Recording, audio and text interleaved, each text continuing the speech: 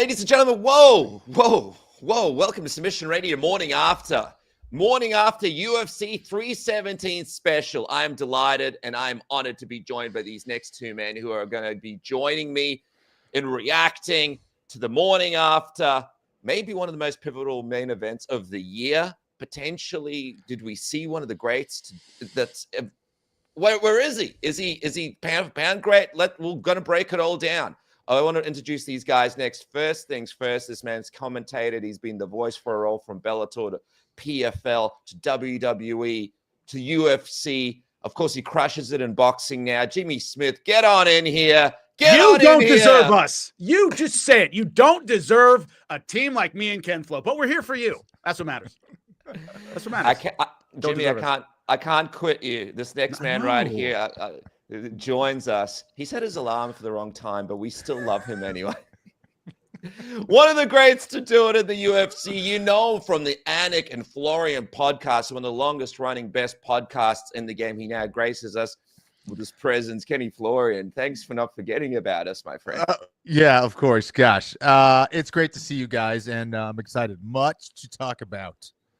Dude, there's so much going on. By the way, I love how you fought for 3 world titles, and it's like, it's on the Anik and Florian podcast. I'm like, dude, this guy fought for gold 3. He would just go on and on and I on am like, with all the things. By the way, I consider Kenny, and I've said this publicly, so I'm not, everybody knows this. I consider Kenny the best fighter in UFC history to not win a title. I took 2 legends and a really good fighter in Sean Sherk to keep him out of there. And we were like, he's on the Florian podcast. I'm like, he fought BJ Penn and Jose Aldo for a title in Sean Sherk, but go ahead. Also, one of the most entertaining guys as well. Intro. Go ahead. Hey, listen, I had a better intro written, but we ran out of time. I was gonna say, also one of the most entertaining guys walking to the octagon. Entertainment value, the promos, the whole package, man. So 6'6", 250 pounds, ripped. Okay, that's right. Sex appeal, slightly exaggeration. All that's right. But I'll tell you what, fellas, we have a lot to talk about, like you said, Kenny, because UFC 317 just went down. Just quickly to the people in the chat, super chats get pushed along so we can answer your questions first. If you guys want to, you can become a Submission Radio member. It helps support the channel. Things are bleak right now in the MMA space, so every dollar helps keep things going. Independent channel work full time, so that helps. Of course, and again, make sure you support the fellas. Go on right now or right after this. Follow Jimmy, follow Kenny. Check out all their projects, of course, Anik and Florian podcast as well. Now, I want to get into it because we are on the heels of an Ilia Topuria devastating knockout. Devastating, man. Shit, it was devastating. Over Charles Oliveira, he was laying there. It was laying there like we've never seen him before. Jimmy, we've seen Charles Oliveira lose before.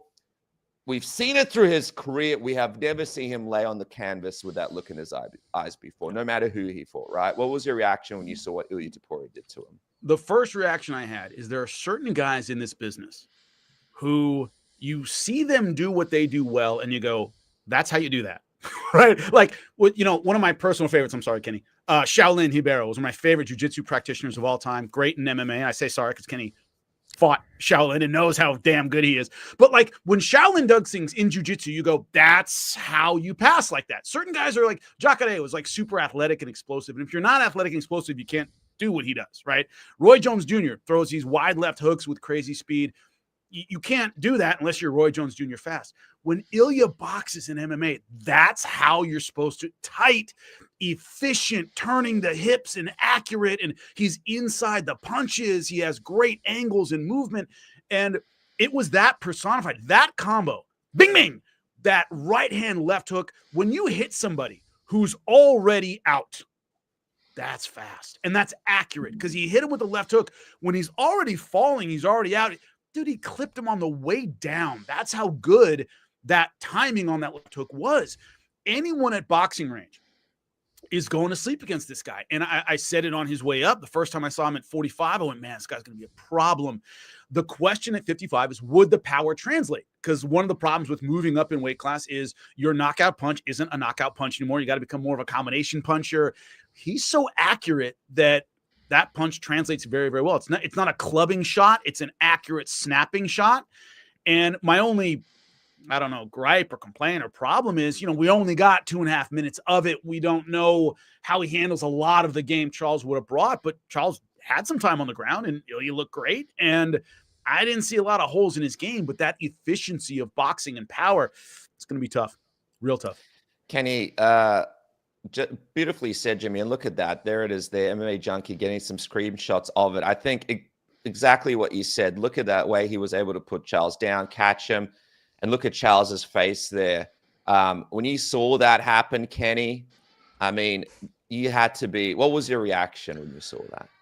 Well, I mean, if you've been following what I've been saying, guys out there, I am not surprised at all. I said it was probably going to be an early stoppage for Topuria. And, everyone gets impressed with the offense of Oliveira. And I think I say this all the time to like my jiu-jitsu students and things like that. The hardest thing to see are kind of like the simplicity of things like fundamentals. And Jimmy talked about that.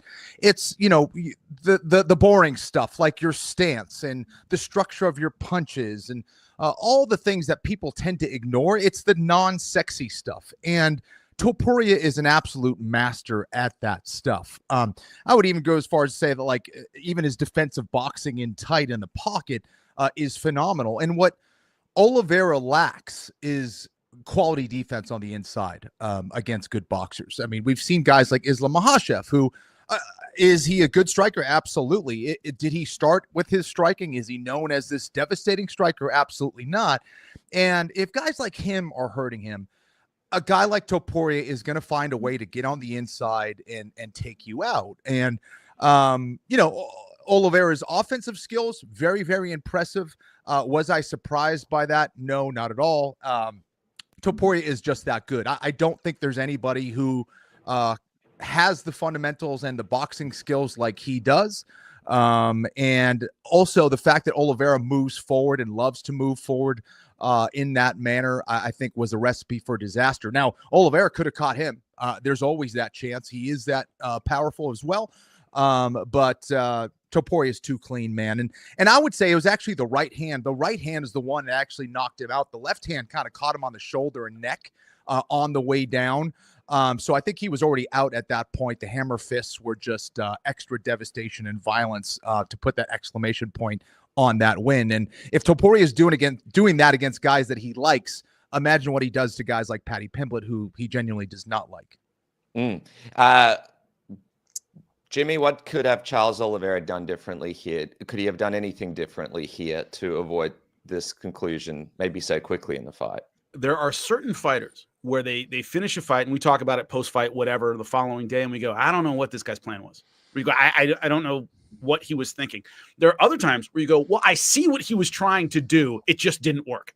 I saw what Charles was trying to do. He was trying to wrap Ilia Topuria up. He was trying to big man him. He was trying to use his size advantage. He was trying to do some cage work. You saw him kind of pummeling in, trying to make it dirty and ugly, and even got in guard briefly. I saw what he was trying to do. Another thing about Ilia Topuria that we haven't really discussed is his inside strength is monstrous. He has a smaller frame, but his ability to his balance, as Kenny said, his fundamentals, his core, he's a strong dude. And what he showed is that even a bigger 55er, and we can debate how much Charles Oliveira is a natural 55er. He did come up from 45. He tried to big man him, and it didn't work. And the interesting thing when you do commentary, and Kenny and I have obviously done our share of commentary, when people go, God, the play-by-play guy will go, what should he do? And I go, well, I don't know what he trained. You can't do what he didn't train. I wasn't in camp with the guy. And they kind of go like, what should he do in this situation? I'm like, well, you have 60 options. I don't know what he did. And so to the point of what could Charles have done differently, Charles fought like Charles, and he's always been vulnerable. He's always been clipped in fights. Chandler clipped him. Gaethje clipped him. Poirier clipped him. And he was able to come back in a way that he couldn't against Ilia Topuria. So what you're asking, could he have done something different? I think he tried to do something a little different. He tried to lock him up. He tried to kind of negate that boxing advantage, and he couldn't do it. Is he going to become unhittable in between fights? No, he's not that kind of guy. So leopards don't change their spots. So with the toolkit he had, he did everything he could. The only thing he could have perhaps done differently with Topuria is you got to be inside or outside. And he chose inside and couldn't get inside enough. leg kick and jab and use your frame to keep the guy outside as opposed to wrap him up with your hands. That is Monday morning quarterbacking. He, did what he could with the tools he had at that time. The only thing you could do differently with hindsight, play the jab, keep your other hand very, very tight, play the outside, make it a kicking game because you're not going to beat this guy at boxing range. He chose the inside game, and that's how it worked out. But he fought as well as he could have with the skill set he brought in. Yeah. It's interesting leading into the fight, fellas. There was obviously a weigh-in. I want to get your thoughts on this Ilia Topuria weigh-in and what was happening in this moment. You guys know better than I do. What exactly happened in this moment as he was weighing in?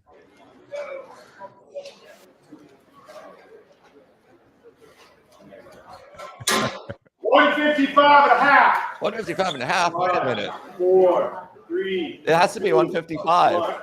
Yes. Breathe. I misspoke. That's what he says. Yep. This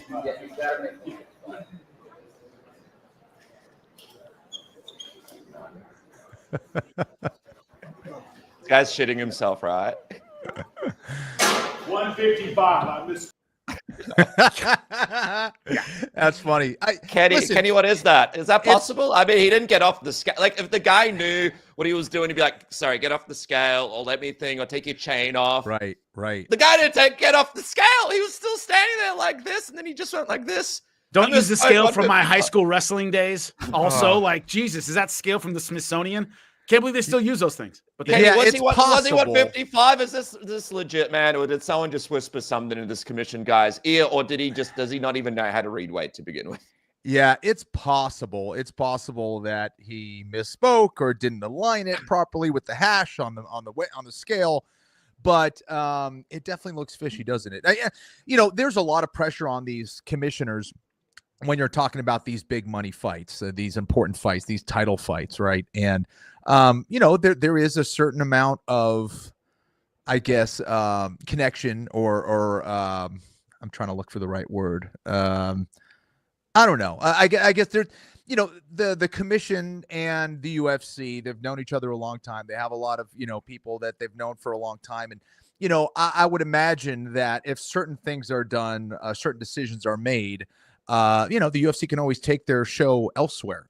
They bring in a lot of money for the state of Nevada. I'm not saying there's any fishy stuff going on, but it could have happened, right? I think there's a lot of pressure on these commissioners to, make the fights happen the way that they want happen. Now, they have gone against the UFC. I mean, there was Charles Oliveira at one point where they did not let him compete. So I'm not saying that's the case, but that looks fishy, doesn't it?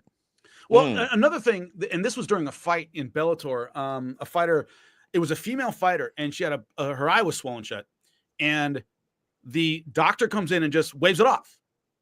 And I went, you didn't do this. How many fingers am I holding up? Right. And he didn't even go through the motions of seeing if her eye worked.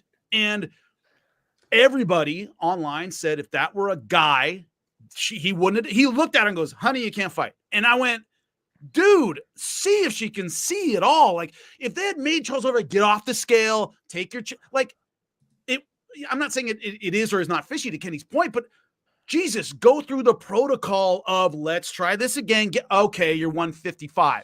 Then we'd all be quiet. It's like, dude, at least go through the motions of seeing if she can see instead of waving it off because she's a pretty girl with her eyes with her eye closed. It looked patronizing in a way that didn't have to look that way. Just check the eye out first. There's a protocol for this stuff, and not going through the protocol. Step off the scale, because we've all, for various sports, stepped on scales and we're one weight and we step on and they're like, yeah, you're good.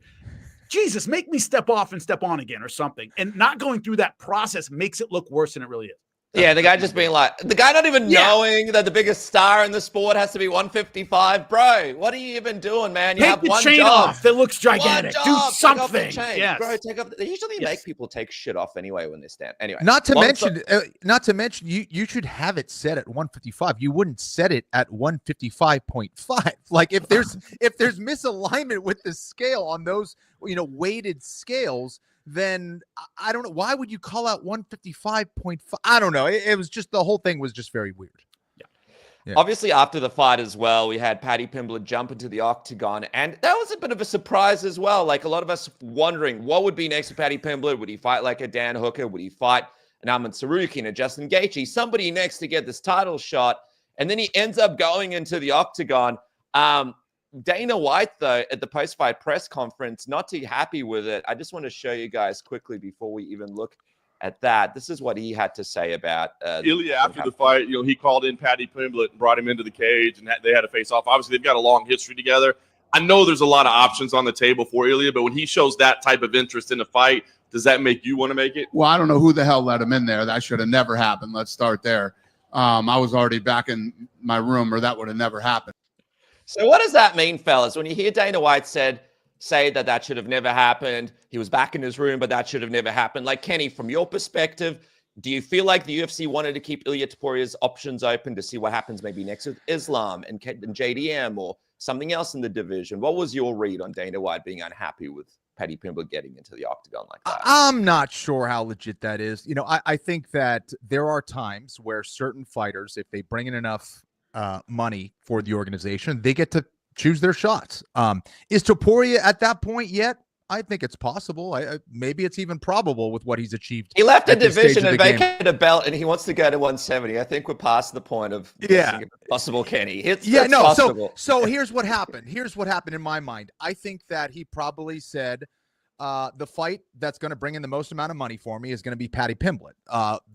It's also probably the easiest of all of the options out there. And that's kind of a recipe to make the fight happen. And I'm sure that was verbalized at some point to the UFC. I don't believe there are those level of coincidences at that level. There's a lot of fighters in the, there was probably a decent amount of 155 pounders sitting in the front or second row. Out of all those choices, like, they just let Paddy Pimblett in. He was the one that wanted to come in. And of course, there was some dialogue with Rogan and Topuria about it, but they don't just let any fighter in. And I don't know, maybe it was a mistake. Those things happen for sure. Production wise, no organization is perfect, but the UFC is a well-oiled machine, and they tend to not do things like that. And I don't know, from an interest standpoint, I think Gaethje would be fun. I think Ahmed Sarukian is probably the biggest threat, if there is a legitimate threat to Topuria's reign.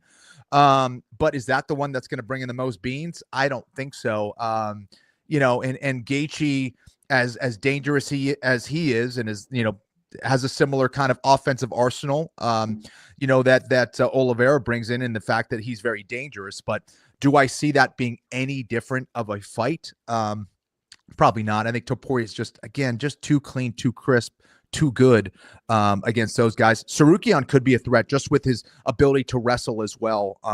And his athleticism I think is on par with that of Topuria. So I think that's the most intriguing matchup from a matchmaking standpoint of like interest and intrigue. But as far as who's going to sell the most, Paddy Pimblett's going to sell more than both those guys. So I don't think that really was a mistake, in my opinion. Well, Jimmy, look at the footage right here. I mean, the screenshots from MMA Junkie, Paddy getting into his face, a fake kind of little shove back and forth. It was definitely reminiscent of the DC Brock Lesnar situation where, they did that shove and both guys are kind of laughing. You can tell both guys are in on it. Obviously, there's some heat there. Paddy Pimblett, though, sold the moment well, was ready to step up. And it is about that, right? Like, you got to be ready to go at all times. You got to take advantage of your moment. And if the camera goes your way, man, you better make the most of those few minutes that it's on you. And Paddy Pimblett did just that. I want to get your thoughts, though, like what Kenny said. Do you give Paddy a shot here against Ilia Topuria? In the Michael Chandler fight, he looked great, right? Like, he looked like he improved a lot. But at the same time, one of the big problems with Paddy Pimblett is he moves forward. His chin is up. His guard is open. And he is durable. But how durable can you really be against Ilia Topuria after he lands a couple of shots? Yeah. Here's the problem. Here's kind of the double-edged sword for the UFC. Paddy Pimblett is too vulnerable to wait. And what I mean by that is, we'll throw him against Gaethje. Well, he could lose that fight, right? He's as Kenny says, he's a ticket seller. Fans really like him, but he's not invulnerable. He's not one of those guys where I go, man, I don't see anybody beating him until Ilia Topuria. I see plenty of guys on a good night beating Paddy Pimblett. He beat Michael Chandler. I never had a ton of faith in Michael Chandler, 155 pounds in the UFC. He was like, 2-5? So Yeah, he looked great against Michael Chandler. A lot of guys have looked great against Michael Chandler. He's a very vulnerable guy. And so the idea that we'll have Paddy fight somebody else, I don't think he can beat a lot of those guys. So you have this fight that you can't let marinate that long, because I don't think he gets past. And Kenny's laughing because he agrees with me. This idea that, like, he's vulnerable enough that we have this great fight. They don't like each other. Paddy Pimblett made fun of the Russian invasion of Georgia, which his family had to flee, which is why he's in Spain. That didn't go over great. They were, fighting in a hotel lobby. That's lightning in a bottle, right? And so it's this idea. My broadcast partner, Chris Algieri at ProBox TV, he says, everybody speaks beef.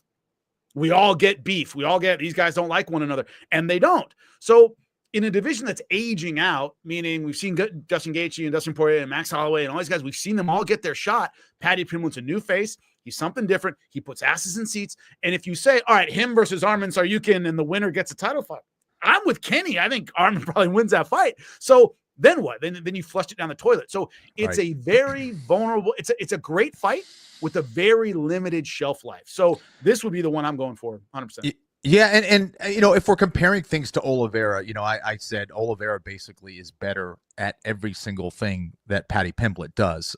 So we've seen how that goes down. The other thing, that someone made a fair point. Well, what about the chin? Yeah, I'd say Paddy Pimblett maybe at this stage of the career probably has a stronger chin than Oliveira, but I think the same could be said about Holloway when they fought, right? I mean, it's like no one's knocked out Holloway. I don't think Topuria is going to be able to knock him out. Okay, that happened. So Volk is tough as the side of a building, and he knocked him out too. Exactly. And as good as, I think Paddy's a good fighter. I think he's proved a lot of people wrong over the years. And he's still undefeated in the UFC and all that stuff.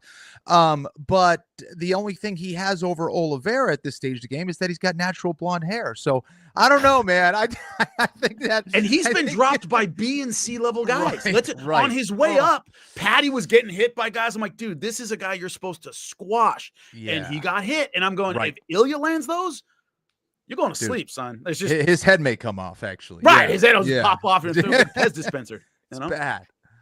By the way, Australian, a Pez dispenser is a candy thing we have in the United States. We have Pez dispensers here. You don't have them like we have them. No, don't show me your Australian version of a Pez dispenser. There you go. Put that away. I don't know who that guy is. Hey, man. After hours, I'll show you a different Pez dispenser, you sick. I was going to say, just quickly, or something like, just quickly, shout out to the members in the section, Lazy Bed, KZMMA, Andrew, and of course, JBR Radio. Make sure you throw in your super chats. Join in the chat. Kenny, do you believe that Topuria's plan here is, let me get the biggest fight out of the way in Paddy Pimblett, and then let me have a crack at this Islam Makhachev fight, and then potentially after that, let me just peace out into the sunset? Like, do you get a feeling from him that he's following this Conor McGregor sort of blueprint that is really now the Ilia Topuria blueprint of, I'm not here for long, I'm here for a good time, I'm here for my legacy. I don't really care about the money as much. I'm already rich. I've already done it all. Let me just have one fight. Like, this isn't going to be a guy that's going to be defending against Dan Hooker and the next, like, Ruffy or whoever is making up their way in the division in a couple of years. This is a guy that's a couple of fights and he's out type of guy. Well, the Rufi fight seems very interesting, but has Rufi done enough to get that fight at this stage of the game? Probably not. But, hopefully that does materialize at some point. But the other thing is, like, Topuria has beaten a lot of legends. I don't know how many other legends are left as far as big names and big challenges. There's a few out there.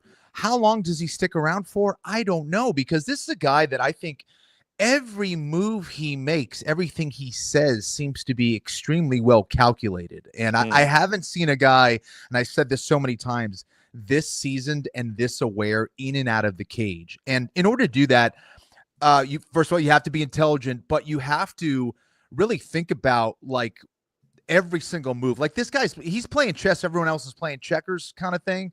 And when you come into the game this early and you're able to watch and learn from all the mistakes and all the successes of all the fighters that have come before you, you get someone like a Topuria. And to me, it seems like he's probably not going to stick around for that long. He's already made a lot of money. He will continue to make a lot of money. And just based on, his connections and, star power and, his looks and all that stuff, I assume he'll probably make a lot of money outside of the sport if he wanted to as well.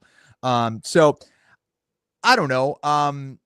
I don't think he's cut out for a long career in the UFC. I think a few more years, and I think he's also interested in intriguing fights, like a lot of the great champs. He wants to be challenged. He wants to fight good guys. He wants to fight the guys that people want to see him fight. And right now, I don't know. There's not as much parity maybe as there was before, and I think a lot of it has to do with him destroying 3 legends in a row now. Jimmy, this was Jimmy and Kenny, this was Ilia Topuria celebrating. Wait a minute. He was doing this a day before the fight, not after the fight, a day before the fight. A day before the fight, before he even made it in, before he even fought Charles Oliveira. This was him celebrating a victory that never even happened. For those that missed it, have a look at this. Look at the amount of people that are there. This is the day before the fight, guys. Wow. Come on, Jimmy. Come on, man. Have we ever seen anything like this before? This is outrageous. Humility is an important thing, and this guy's got it. Damn it. He is a humble champion who understands the difficulties. No, I mean, shit. He believes he's the greatest to ever do it, and he's proven it every time he gets out there. I'm going to push back a little bit because Kenny, we're the same age. I hate to say that. What did you just turn? 21. Young. You're a young man. Yeah. So anyway, we're the same age. So I've lived through Sugar Ray Leonard and a lot of. I'm retired. I'm 2 more and I'm out. And this and I'm out. And MMA, this and I'm out. And I went. I remember you saying that 5 years ago, and you're still in this. So the idea that Topuria, and we just saw he's got a healthy ego on him, walking away at the height of his powers. At 30. Maybe, right? Maybe he could do it, right? I beat Paddy Pimblett. I beat somebody else at 55. Let's say, for argument's sake, Islam doesn't win at 170. Number one, I think he has a lot of problems at 170.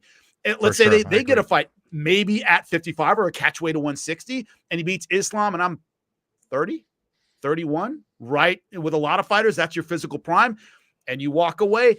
I agree with Kenny. He's going to have a lot of opportunities outside of the octagon, but it's this idea that you're at the height of your powers and you're going to step away. A lot of fighters, man, it's stepping away from, a pile of whatever vice sitting right in front of you. And you're going to walk away from that. Oh, the ego, the power, the money. So I believe he can. He has the talent to do that. I've just heard so many fighters. Oh man, I'm defending my title one time and I'm walking off into the sunset. And you go, sure you will. So I would like to see it. And also because he's so good. If he suddenly went off a cliff, I don't think he's the kind of guy to hang around forever like a BJ Penn or Anderson Silva. But while he's still knocking heads off guys, I don't know why you wouldn't. It's going to be a very interesting couple years because he chose, and we can argue if it's deliberate or not. Like GSP came in to fight Michael Bisping. He was not going to fight Yoel Romero. He was not going to fight Luke Rockhold. He was not going to fight Chris Weidman, a monster 185er. Poor Robert Whittaker, who missed out on every fight in his career. Exactly. No Anderson he wasn't Silva going to fight those no guys. Michael Bisping, no GSP, but he had to fight Yoel Romero twice. Right. I think right now, Ilia Topuria is jumping into a 55-pound division that, as I said, is aging out. A lot of the legends are a little bit old. That next generation hasn't come up yet. There's a little bit of a valley where he could come in and take that title that maybe 4 or 5 years ago, going through a prime Justin Gaethje, right? A prime, Poirier, that would have been really tough. He's kind of picking a perfect time to come in. So we're all sitting here talking about, who's the next guy, who's coming up. That's kind of by design. Ilia Topuria picked a nice time to go in and snatch a title where the 55ers are aging out a little bit. So that next generation coming up, I think, will define a lot of his run because we haven't seen him yet. We're sitting there talking about names like, who's earned it, who's there. We're going to find out in a couple of years. Yeah, but also, I would say also, to be fair, Islam Makhachev was in the division and then kind of left. Like, he wanted Islam, but Islam didn't want him for whatever reason. So, yeah, I think that's was that very fair possible, though, Kenny? Do you believe Islam had a argument there? He didn't want to fight Ilia Topuria. He wanted him to prove himself, or do you think that ultimately should have happened? I guess, now. I think that when he fought Volk, I think that he probably succumbed to a little bit of maybe what was being talked about, that, you beat Volk, but he's really a 45er. And, he's had some bad luck with like fights not happening with Armand, not being able to compete, and him having to fight Moicano last sec.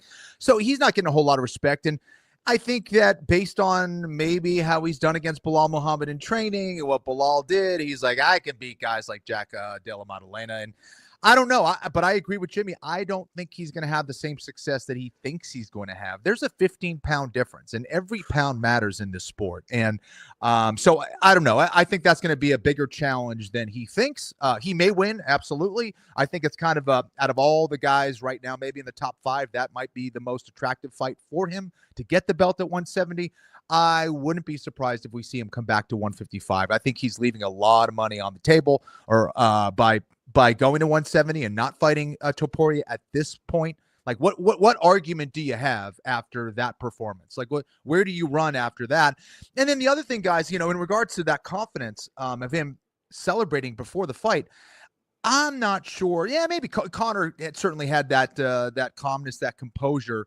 Khamzat Chimaev has that when he walks out to fight. But I mean, Topuria goes out there like he was just like, I don't know, gonna get a pedicure or something like that. I don't know. Like, he was so calm walking out there and like clapping for his opponent, bows down to Charles. Like, it was like, man, I'm sorry, I'm gonna have to do this. And he's been saying that for the last couple Insane. weeks. Glad you're here. And sure enough. Glad you're here. Like, sorry, bud.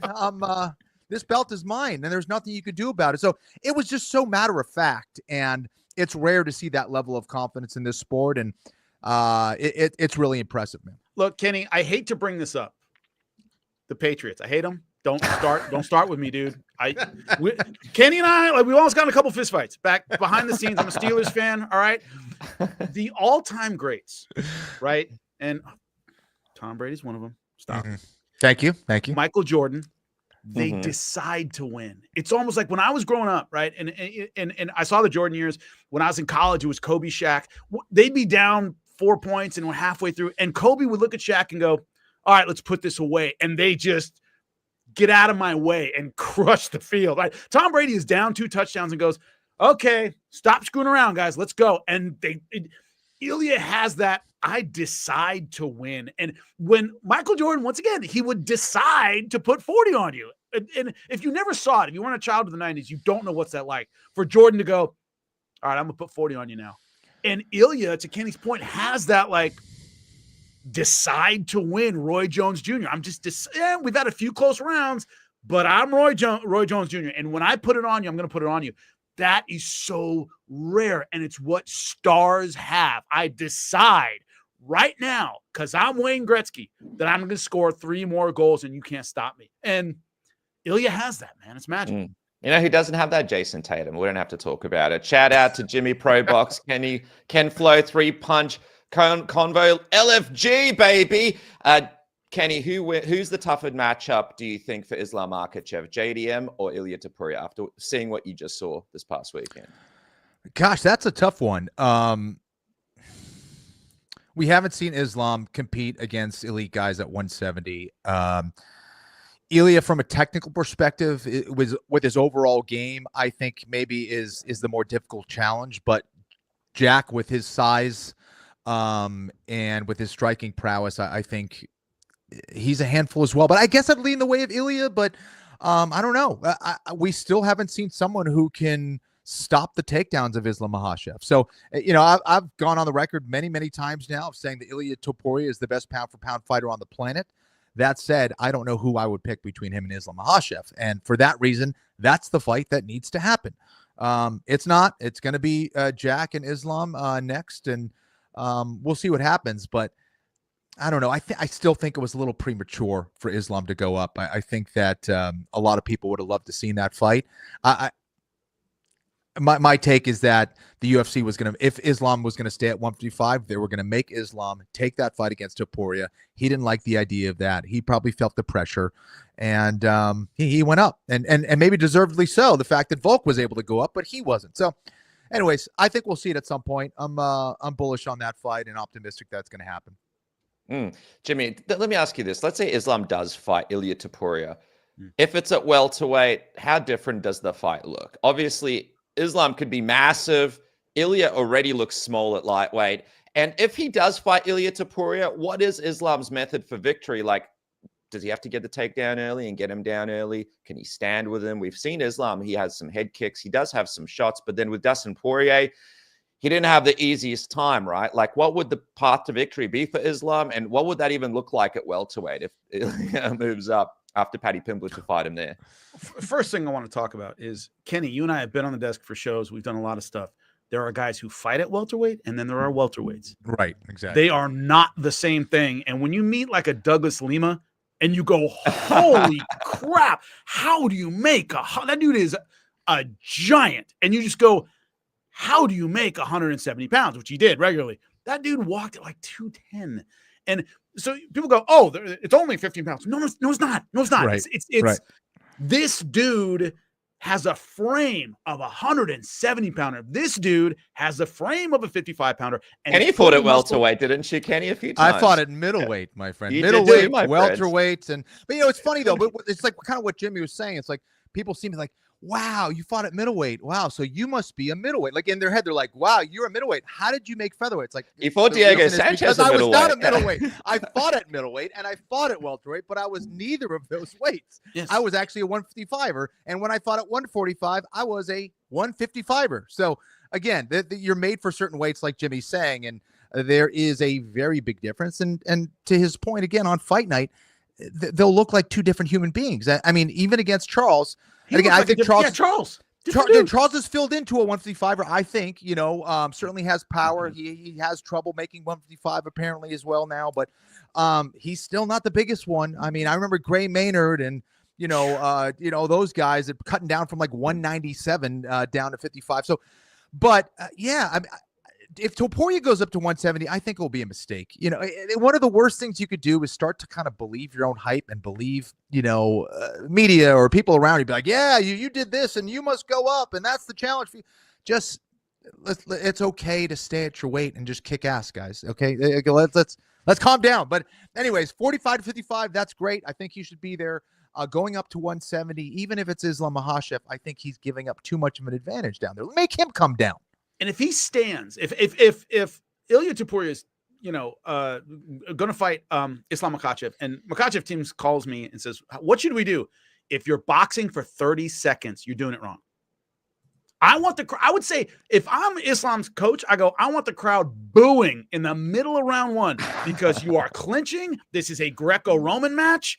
I want no space between your chest and his chest. And that I want the crowd throwing stuff into the octagon at the end of round one, because it's true. The dynamic energy that Ilia Topuria has is snapping and crisp and tight. Mm-hmm. Wrestling is everything else. It's a wet blanket on you. Your muscles start burning. You're slowed down. You're slogging, so that at the start of round two, your arms feel like lead, and you just don't have that crispness that you had before. And if I'm Islam, I'm like, I am not standing with you for 2 seconds. It is not happening, right? So my advice is you're bigger, stronger, use that advantage. Pretend you're Khabib, which Khabib had no problem when I'm wrestling you from start to finish. And that's what he did. And that's what he needs to do against Ilia. And there's no other strategy to me that's even sane, is going, well, you can box for a second. No, 1 second is 1 second too long. Wrestle this guy until he cannot move or stand up. And if you can't submit him, I want him exhausted midway through the 5th round. That's my game plan. But Jimmy and Kenny, this guy doesn't want to give Islam a title shot if he loses. Have a listen to this. ¿Islam Makhachev se la darías en caso de que pierda en el welter y quisiera bajar otra vez al ligero? Si pierde, no le doy nada. Listen, I think that there's things that you say to bother your opponent. Topuria knows what buttons to push, and he just nothing, does. Kenny, nothing. Yeah, exactly. He knows, but yeah, it's hilarious. But I think he wants that fight. He realized that would be a huge fight, but I don't know. I mean, how much does Islam lose if he does lose that fight to Jack Della Maddalena? I don't know. I mean, I wouldn't take anything away from him. I would say, yeah, he's still one of the best lightweights in the world. Give him that shot against Topuria. So I still think he can do that. But how the UFC views it, how the fan base at large views that, especially if he gets maybe knocked out or it's an easy fight for Jack, I don't know. That may harm his brand. That may harm his, chances at making it a bigger fight than if he was the undefeated guy. But I don't know. I'm still intrigued. Do you remember? Let me see if we can come to I can give you some evidence here. Remember what the first Volk fight did to him? Right. People, when you couldn't finish a 45er, you had a lot of trouble taking him down. That's a guy who moved up. It was short notice. He got the first one wasn't short. He got wrecked. He got run through the ringer. Yep. Going, you couldn't dominate a 45er. Look at you, and he won that fight. So when people say that, one of my least favorite expressions in combat sports, period, got nothing to lose. You can get crippled in there. There's always something to lose, first off. And don't tell me this loss somehow doesn't count, because when Volk got head kick knocked out by Makhachev, that hurt him a lot. Well, he came up at short notice. Yeah. Dude, a knockout's a knockout, and a photo of you splayed out is always bad. So the idea that and I agree with you 100%, Kenny, that goes up to 170, no matter what happens, he's still, nope. Fans don't work that way. And a photo of you getting laid out by hypothetically a Jack Della Magdalena in his first title defense is not a good look. But Ilia, you want big fights, where you're going to go. Because if you beat Paddy Pimblett, which my money would be on Ilia Topuria, show me another big money fight at 55. Gaethje? Sure. Okay. Gets pretty thin after that in terms of big names. So, I love when Ilia said this. Oh my God, he's the first fighter to lie into a microphone. Oh my God. You mean that's not the truth? Oh my God. Oh, dude. He also said that Paddy needed to fight one more time if he wanted to be considered for a title shot. But now it's like, So nobody in the universe can fight him. Okay, got it. It's come on. You know who else was lying? Apparently, according to Dana White, John Jones. Can you believe it? What? Did you see his series of tweets over the last few days inferring that basically he told you guys that he was retired last November and that your efforts look at to make Dana White's Aspinall face fight here. You know when he hates the question. It's not true. Okay. Is that what you wanted to ask me? Well, yeah, that's what I wanted to ask you. But what do you make of him coming out and saying saying contrary to what you've said there? I don't know. I'm telling you the truth. Believe who you want to believe. So people are saying lies all over the place, by the way. Jimmy, how funny was Dana White there? You could tell he was pissed straight away as soon as that question left that reporter's mouth. What I find so funny about Dana White in the UFC is who gets mother effed and who doesn't. It's always a little weird, like, that guy, blah, blah, blah, is a liar. He has no value. No, he just goes off on something. And then with John Jones, he's like, hey, what do you want? It's just so funny. Like, why is it? Hey, what are you gonna do? And I'm like, you mother f this guy. Best was when he's like, "Is that your question?" Right? Like, what about when he's like, "Is that your question?" You're never getting credited again, aka like, it's not happening. But it's this idea that one Dana suddenly discovers he's reasonable, and when he goes, "F that guy, he's a liar, he's a scumbag, he's this, he's that," is like, why did? GSP, when he retired after the Johnny Hendricks fight, he got mother after. You remember that press conference? He owes it to this company and this and that, and he can. And John Jones retires. He goes, hey, what are you gonna do, right? Like, it's so weird. Like the difference in reactions is always super strange to me, right? And I do believe from the outside, having kind of been around these people, if Dana White knew that he was 100% retired, I think we'd have moved a little quicker. He would have done things a little differently. And we let him know, guys, as I said 10 minutes ago, some guys go, I'm retired. Wait, no, I'm not. Yes, I am. No, I'm not. If the UFC really believed he wasn't just angling for more money, I think they would have gone about things a little differently. They did waste a lot of crucial months on John Jones that if they had really believed he was retired, they would have moved on with the division while trying to get him back, which is what they tried to do with Khabib, right? They moved on with the division and still tried to get Khabib back. I think they would have gone that route if they really thought he was retired. So I'm siding with kind of Dana. I do believe that Dana didn't believe, or that John Jones didn't make it clear that he was actually retired, because I think they would have done different things.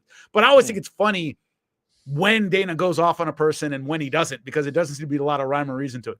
I've been there a few times. It's actually kind of scary when he does it in person. By the way, Dana about to turn face and rip John Jones. It's coming. I love that, Jimmy. That's going to be the next big angle. Kenny, John Jones held on to that heavyweight title for about 1,000 years, killed off the division almost, put Tom Aspinall in this weird position where he might be fighting someone like an Almeida next, Don't you think there's a debate there or an argument for Islam Makhachev to hang on to his belt after everything he's achieved in the division and for him to go up and have this double champ status thing? Or do you understand where the UFC was coming from with him not fighting often, being someone that might fight once or twice a year, and these two divisions kind of being the ones that are most pivotal to the UFC right now? There's an argument there, but I think that the UFC was kind of using that as leverage over Islam Makhachev to keep him in the division. Like, okay, yeah, do you want to go to welterweight? You absolutely can, but you're going to have to give up your belt because we want a big name fighter who is going to stay active as champion.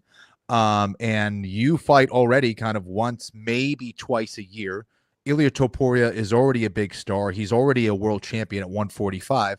Well, we'll keep him as the 155 champ. If you want to come back down and fight him, then sure. But it's like, I don't know, I'll replace a big name with another big name, and you can maybe be that name at 170, but you can't do both. And it's similar to what Jimmy was saying with how Dana does things. It's like they make certain concessions for certain fighters, and yeah, you can determine your destiny by winning certain fights, for sure. So in that regard, it's a meritocracy, but at the same time, the UFC is a business, and they're going to weave things in a certain direction if they can. They're going to try to influence things in a certain way. Why? Because they want to make as much money as possible. So they're going to favor certain fighters, and other fighters who maybe don't play ball or maybe aren't as big of a star as they want to, or don't have certain styles that they like. Well, you're different. This is what one Conor McGregor had to say about the win. I think this was deleted since, but he said, "Congrats on winning my old titles, Ilia." He's going to say he's going to rest his balls in Paddy's head, which we all know he said previously. He's obviously trying to rip off Conor McGregor there. Good lightweight scrap. UFC's back, ? Or still missing something. 3 KOs back-to-back, very good. No one can deny the knockout. Jimmy, can you read between the lines here? What is Mystic Mac trying to say? King of the backhanded compliment. Thanks for winning my old belts. I kept them warm for you. Go ahead, kiddo, with doing what I did. It's like, oh my God. It's it's funny. It's entertaining for sure. But it's also this idea that being a double, no one can really, especially 55 and 70, 15 pounds. You're not going up and down 15 pounds to defend a title every freaking 4 months. You'll kill yourself. It just doesn't work. So the idea that you can defend both titles is absurd. And folks, he is the 10th, Ilia Topuria, the 10th UFC fighter to win a belt in 2 different weight classes. We get it. It can be done. All right. It isn't as special as I'm going to be a double champ. Look, it's not worth anymore holding up divisions. It just isn't worth it for something that is done comparatively routinely. Not that often, but Jesus, 10 times is a lot. The idea that you can't defend both belts consistently, and I think the UFC did the right thing doing that. As Kenny said, when they do it and when they don't is up to them. But I think they're just getting less tolerant of, okay, well, I'm going to be a double champ. Like, dude, you can't defend 2 effing titles with a 15-pound difference between them. You get injured every now and then fighting in 1 weight class. You're going to do 2, put your body through that? No way. So I think they did the right thing when it comes to that. So it's this idea that the double champ doesn't mean what it used to. It is symbolic. No one defends both titles. Of course, Amanda Nunes did. 145 was an imaginary division. Let's be honest. So yeah, it doesn't practically work, and it isn't the miracle it once was in MMA. Yeah, and to Jimmy's point, apparently Ilia in his post-fight interview said something to the effect that the UFC made him promise that he would not mention going up to 170 after the fight. So it's like, yeah. Please. And then Paddy Pimblett gets in the octagon, and apparently Dana White is upset. Kenny, who wins between Ilia versus Aspinall at a catchweight fight? And pride rules, pride gloves. Right? We got Jimmy commentating this thing. Who wins that? I mean, guys, this isn't even close. This is a ridiculous question. Of course Topuria wins. I mean, what did you just say, guys? Yeah, no. That's funny. But, of course, Aspinall. Have you guys seen Aspinall in person? The guy, he looks like a grizzly bear. He's massive. So as good as Topuria is, guys, there are weight classes for a reason. And I'm sure you're asking this as a joke, Dustin. But yeah, I think with the flick of a wrist, Aspinall could probably knock out anyone under 205. Yeah, and by the way, Dan Hardy was on this program a few days ago, suggested a PFL UFC co-promoted fight between Francis Ngannou and Tom Aspinall. Bring back Pride for one night and do it in as a Pride event. Imagine, it will never happen. But what a great idea from Dan Hardy, right? Like that is such a Pride fight. Tom Aspinall, Francis Ngannou in one of those cages. By the way, Kenny, before we move off that, what's the Keno numbers? What is this from the penis trauma surgeon? Kenny, you're from Mass. What are your Keno numbers, kid? Do they play Who's Keno in Massachusetts? I don't know who that is. Dr. They Peanut. must. I don't know. Yeah. You're I stereotyped play immediately as he a was using, degenerate like, gambler. Right? Exactly. He was using the Boston accent. You know what it so is? It's because sure you he was hang trying out to with connect. Anik. And we all know Anik is a degenerate gambler. So there you go. You're guilty by association. Oh, And I got one more thing coming through the wire here, fellas. Any surprises here? Sean Strickland just attacked a fighter at Tough Enough. Wow. Any surprises there, Jimmy? What? Hey, Sean Strickland looks like he's about heavier than a heavyweight right now, right? He's got the muscle. Are you ready for us to really, Kenny? Are we ready to like pull this back a little bit? All right. I would love to hear I was it. explaining this to somebody. I said fighting is like porn. There are some women who I'm going to have sex with 5 guys in a row. I might as well get paid for it. There are other people who are just, I'm attractive. It's a good way to make money. Fighting's the same way. There are certain people who have a friggin' screw loose and they'd be in prison or they'd be fighting for money. There are other people who are just good athletes, right? Kenny, you're a pretty normal dude. You're a good athlete. You like martial arts. You got into it. You know, a Division I wrestler who's a good athlete who wouldn't be in trouble. He'd be a stockbroker if he weren't in fighting, but he chose fighting because he's a good athlete. Strickland is one of those guys, and he'll tell you that if I hadn't been in fighting, I'd be in jail. He was in trouble when he was young. He's got a screw loose, and fighting helps him make a living despite, you know, those, if you want to say disadvantages, whatever. Kenny, we've known those two kinds of guys, and they are as different as black and white. They're as different as sunshine and rain. That guy is like, yeah, if you weren't doing this, you'd be in big trouble. And usually they get in big trouble anyway, by the way, either before or after. But they're a different breed, man. Other guys are like, yeah, I was a D1 wrestler at Ohio State, so I didn't know what to do when I graduated, so I'm in MMA. I'm just a great athlete. They stay out of trouble because they don't really do anything. And there are those other guys who are like, dude, I was in a bar fight last night. I got bailed out, and here I am. And I put Strickland in that category of, and I've heard a million Jim stories about, you know, different conflicts he's been in. And so I'm not surprised at all. Thank you. Steven saying Jimmy getting Smith everyone's attention. It's true. It's line. like it's you either you're a screw loose kind of guy and are therefore drawn to fighting, or you're an athlete kind of guy or gal and therefore you're into fighting. It's almost like two categories of person, man. And I think there are more, especially nowadays in MMA, where it's a full-time grind, it's a full-time job. If you got a screw loose, it's hard to go through the camps and the cuts and the daily grind of fighting, right? Early on, I would say, you know, back in the early days when I first started and Kenny first started in the late 90s, there were a lot of those screw loose guys categories because, you know, hey, I can get in a cage and fight, and they didn't know anything. Nowadays it's harder to do, but I'm telling you, Kenny, am I wrong or right? Like there are two categories of kind of people that get into fighting. For sure. And a lot of those guys are kind of, you know, they're really what they're doing is fighting their own demons. Right. Yeah. And that's kind of a way of kind of getting out of their own head in a lot of ways and solving whatever's going on internally. And it's what makes them so tough, but what also can ultimately lead to their demise. Right. I mean, we've seen a lot of guys struggle with it. And the only way to really deal with it is by doing the hard work outside of fighting, actually, you know, whether you're Mike Tyson or whatever it is that you've seen, Chris Lieben, of course, you know, it's tough. And we get a lot of great fighters as a result, entertaining fighters, exciting fighters to watch. But at the same time, they're almost always on the cusp of kind of destroying their own life. So I'm not surprised by that news. You know, Strickland don't play. Yeah, there you go. Yeah, he's well, here we go. I found the footage, fellas. Who's ready for some fun? So what happened was we were at the event, and I think someone beat Sean Strickland's teammate. Let's react to this one live. Just found it on X of all places. That's where you find everything you need to look for. Let's have a look here. This is us seeing it for the first time live. Should I get? Okay, got the audio here. Let's have a look. All right, this guy's doing stuff. Did the DX? There he goes. Here he comes. Holy oh. Yes. So you don't do the DX to him. So I think, okay, so he beat his teammate. I mean, is this guy okay? I mean, he went to shake the guy's hand, but here he comes. Here's Strickland. And that's what I love. That's Chris Curtis, yeah. Yeah, Chris Curtis. I love how Chris Curtis like gets in between them. Like, all right, I'll yell at you, but I'll keep Sean from hitting you. Right. Oh, yeah, that's man. true. He kind of saved.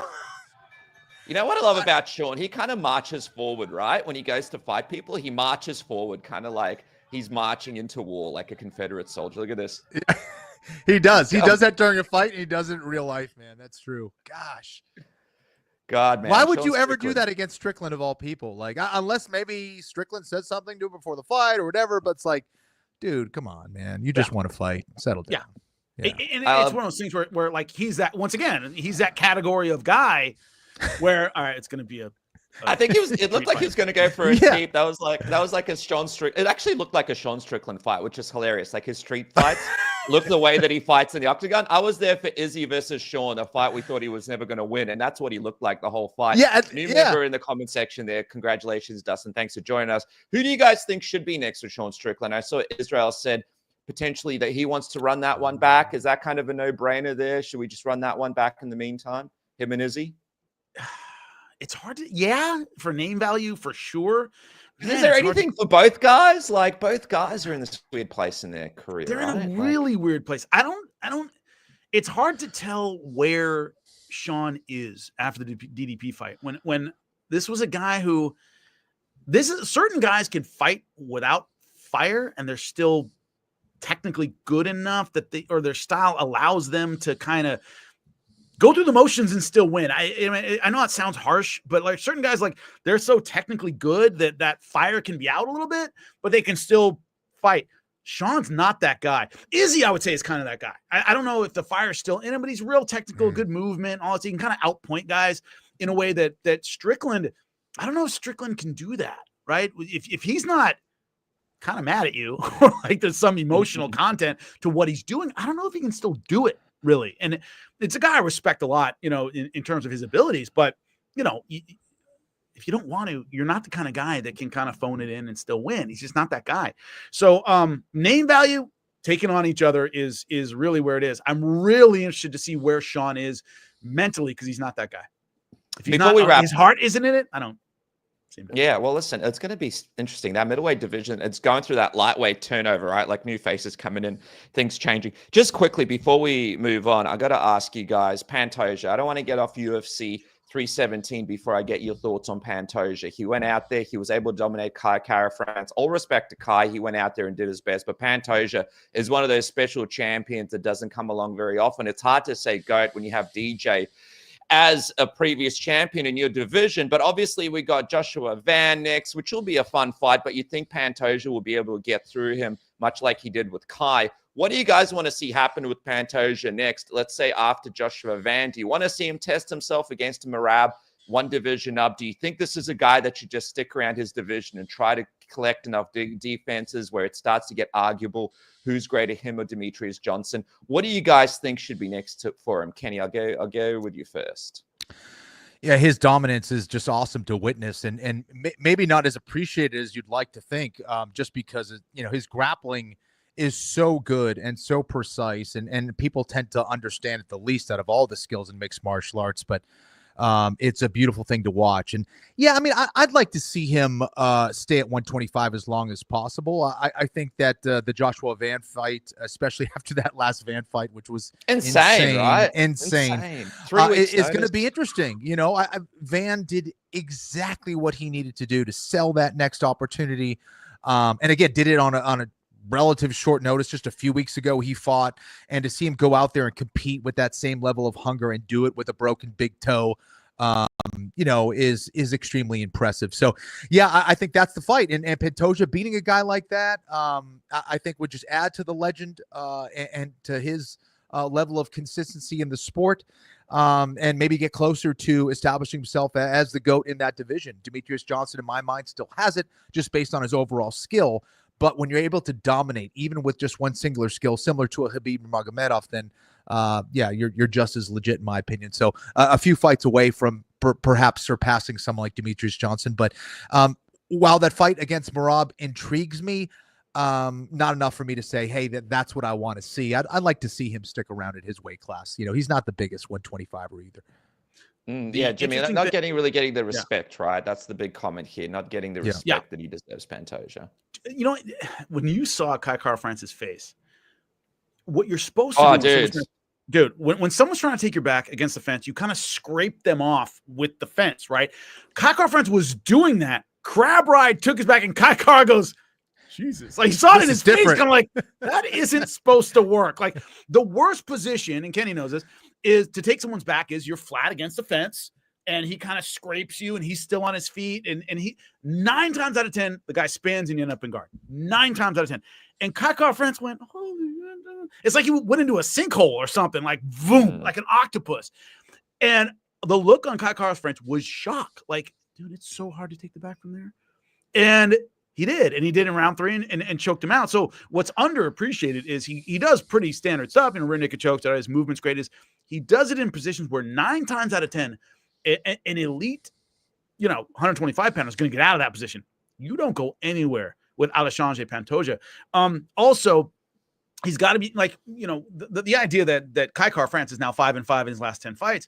It's this idea that they're starting to recycle guys. They're starting to go, okay, I guess Van next. And then what? Moreno again? Like you start kind of running out of names. When that happens, sure, go to 35 and see what you can do.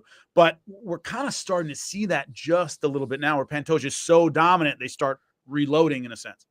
It's crazy. Pantoja against Zhang Wei Li. That's the next one. Okay. Bang! I'm with it. Boom. There it is. Well, we've got to finish out on that note, guys, as we wrap up. Kenny, big episode of the Anik Florian podcast dropping tomorrow, right? We got that tomorrow. Yeah, break that down for us. What's cooking? Yeah, I'm excited, man. Anik is back. Can we talk about his suit, by the way? Well, that was a beautiful suit. Yeah, so lots of talk commentating the big boxing as well, the Canelo fight. Congratulations. Yeah, we'll definitely be talking about that. And yeah, just kind of the implications of a lot of things that we talked about today. And we'll be talking about all the fights and what the implications of all those fights are. And yeah, I can't wait, man. A lot to talk about as we just said. What about you, Jimmy? I know you've always got lots cooking. What's coming up? Well, Pro Box TV tomorrow. I'm talking about everything that happened in boxing this weekend with Jake Paul. Oh, yeah, Jake Paul, huh? Oh, my God. So there's a lot coming up. Devin Haney got his next fight announced. All that stuff's going to be going on Pro Box TV. I'm going to be doing that. So all week, be catching up on boxing. Then I'm taking a little vacation from you people. Going to California from Wednesday to Wednesday for the July 4th holiday.